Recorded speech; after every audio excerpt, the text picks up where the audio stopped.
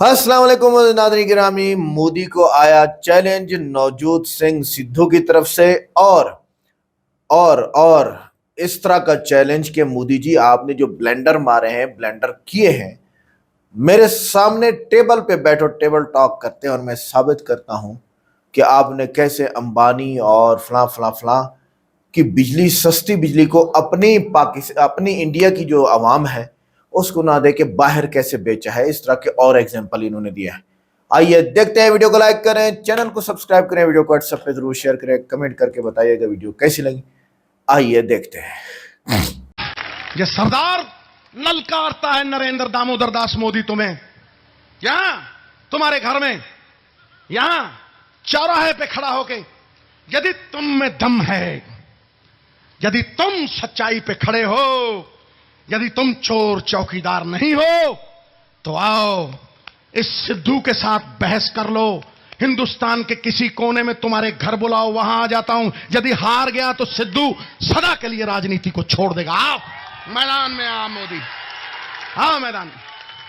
तुम डराते हो, तुम धमकाते हो, तुम लोगों को जेल में ठुकवाते हो। जो तुम्हारे साथ चले वो राष्ट्रभक्त, जो सत्ता पक्ष को सवाल करे वो एंटी नेशनल।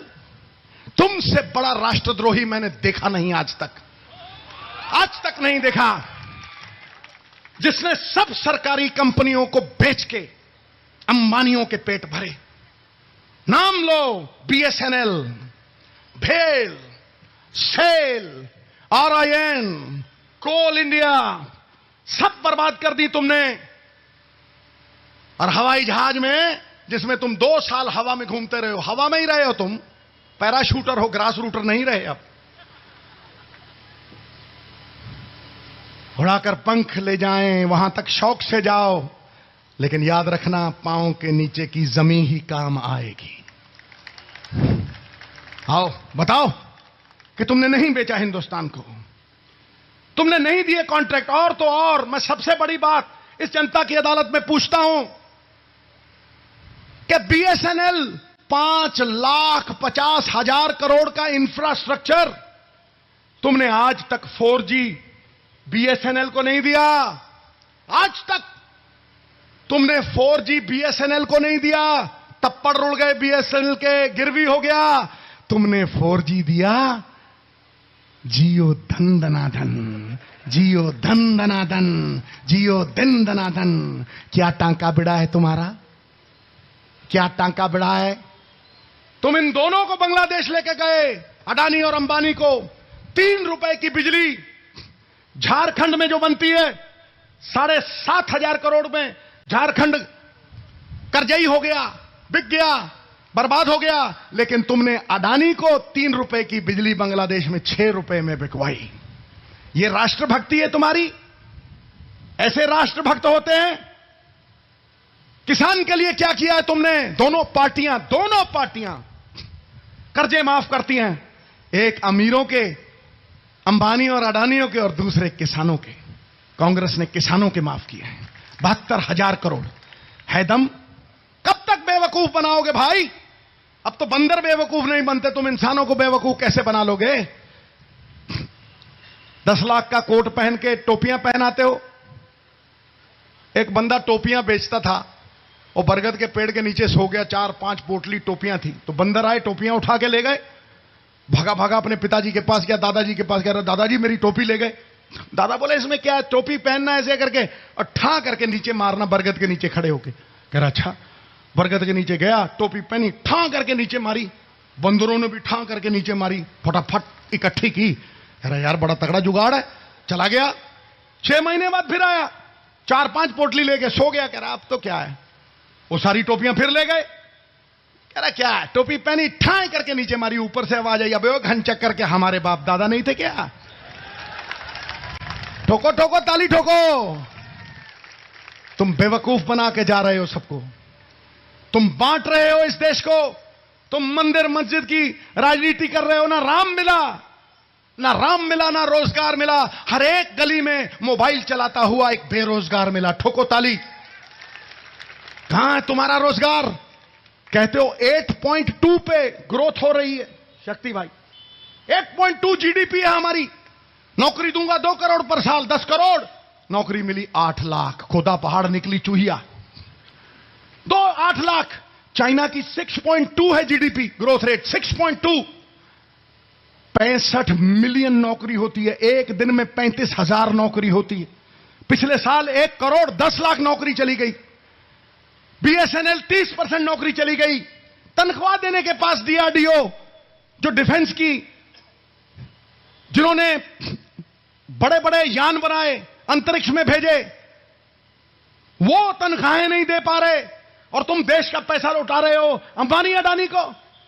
यदि अपनी वोट अंबानी अडानी को डालनी है, देशद्रोहियों को डालनी है, तो फिर इसको वोट डाल देना।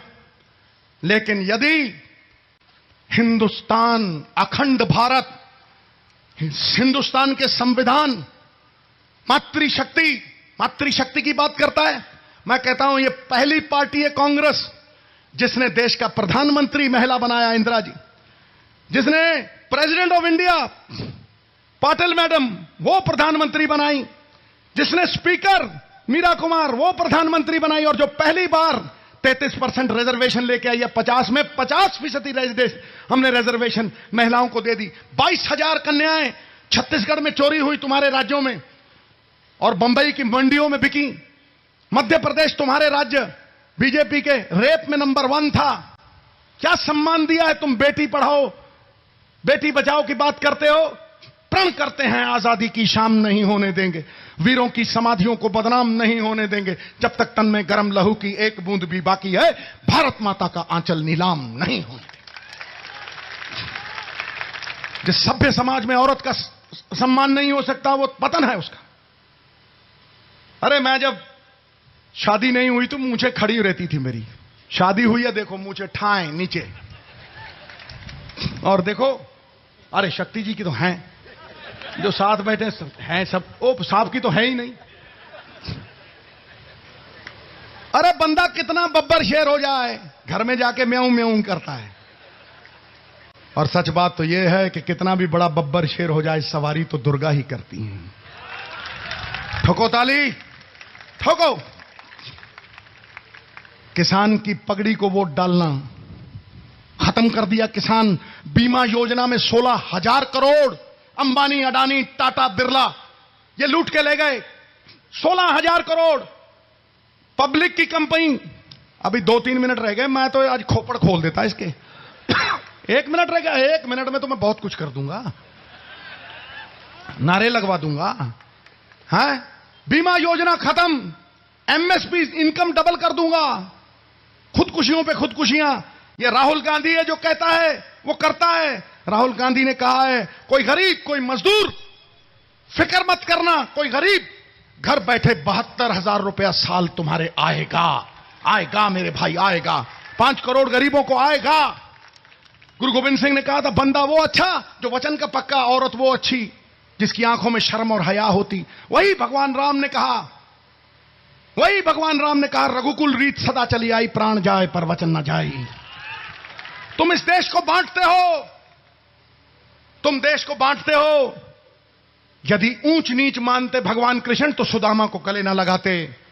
यदि भगवान राम ऊंच नीच मानते तो शबरी के बेर ना खाते। यदि गुरु गोविंद सिंह पातशाह ऊंच नीच को मानते तो खालसे की रचना न करते। नरेंद्र दामोदर दास मोदी, तुम्हारा खेल खत्म। वो किसान, ठहर जा यार, 15 सेकंड ही तो हैं। आखिरी बात, वो किसान खड़ा था, पोस्टर लगा था अब की बार मोदी सरकार। मैंने कहा ये क्या लिखा है? कह रहा है हंस रहा हूं। मैं कहा क्यों? कह रहा जब ये कहता है ना अब की बार, मैं कहता हूं बस कर यार। तो मैं कहूंगा अब की बार तो तुम कहना हां अब की बार, अब की बार, अबे अब की बार, अब की बार, अब की बार, अब की बार। हां, बुरे दिन जाने वाले हैं और राहुल गांधी आने वाले हैं। ठोको ताली, ठोको ताली, ठोको ठोको मत रोको। हमने हिंदुस्तान को वोट डालनी है।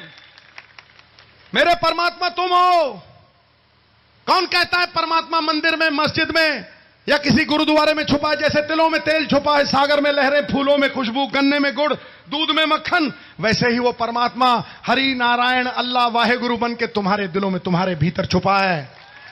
और जो भगवान के आगे झुक के कहता हूं वही तुम्हारे सामने कहता हूं। उठो शक्ति भैया, इधर आओ, इधर आओ जरा।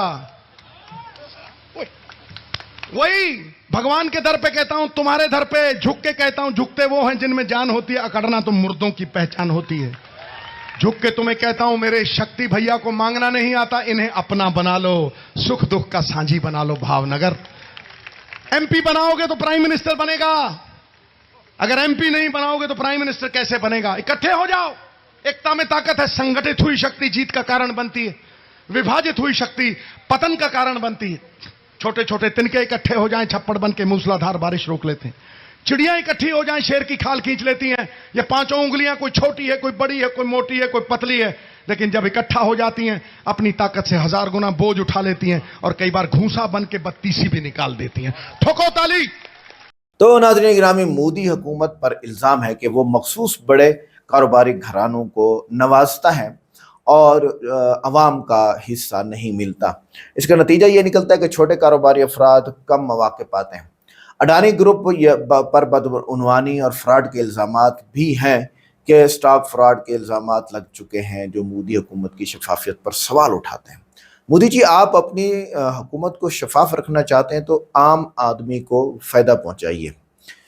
अच्छा जी, आगे मोदी हुकूमत ने अडानी ग्रुप का पावर प्लांट इस्तेमाल करने का मुआहदा तस्लीम किया, जिसका बोझ बांग्लादेश पर महंगी बिजली की शक्ल में आया। ये बात तो सोर्स इसके सारे लिखे हुए हैं, द बिजनेस शेड्यूल या स्टैंडर्ड एक वेबसाइट है, वहाँ पे ये बात सारी की सारी लिखी हुई है। तो क्यों करते हैं इस तरह? अच्छा, आगे देखें, इस मुआहदे ने बांग्लादेश की बिजली की कीमत में इजाफा भी कर दिया और बिजली बाहर चलेगी, वहाँ से पैसा आया तो अडानी के पास आया, हुकूमत के पास क्या आएगा? थोड़ा सा टैक्स। अडानी के मंसूबे को खसूसी इक्तिसादी जोन का दर्जा मिलने, CEZ मिलने और टैक्स माफिया मिलने का इल्ज़ाम है, लेकिन वो फ़वाइद बांग्लादेश को मुंतकिल नहीं किए गए। अवाम को इन छोटों से मुराद का फ़ायदा नहीं मिला। अब वो कांग्रेस हो, कांग्रेस ने किसानों को फ़ायदा दिया, एक बात तो सामने आ गई। कांग्रेस ने अच्छे काम किए हैं जो अवाम के लिए हैं, सामने आ रहे हैं आहिस्ता आहिस्ता। मोदी ने कौन से किए हैं वो सामने ही नहीं आ रहे। साला इतना पिट गया है, बदनाम हो गया है, फिर भी कोई एक काम तो ऐसा करो। सिर्फ एक काम किया है कि पूरे इंडिया में एक एक जगह जगह पे इंटरनेट फ्री आम कर दिया। उसका तो इनकम आएगी ना हुकूमत को, इंटरनेट आम कर दिया, बस मोदी ने यही एक काम किया। अब पता नहीं आगे क्या होता है। तो बात यह है कि आम जनता डेली जो चीज़ें खरीदती है, ऑयल है, घी है, चाय है, दूध है, पत्ती है, आटा है, तो कपड़ा है, रेंट है, बिजली है, गैस है, ये सारी की सारी चीज़ों को आप जब पहुंच से दूर कर देंगे तो आपका ही बेड़ा गर्क होने जा रहा है। वीडियो कैसी लगी? वीडियो को लाइक करें, चैनल को सब्सक्राइब करें, वीडियो को व्हाट्सएप पे ज़रूर शेयर करें, कमेंट करके बताइएगा वीडियो कैसी लगी। मिलते हैं नेक्स्ट वीडियो में। अस्सलाम वालेकुम।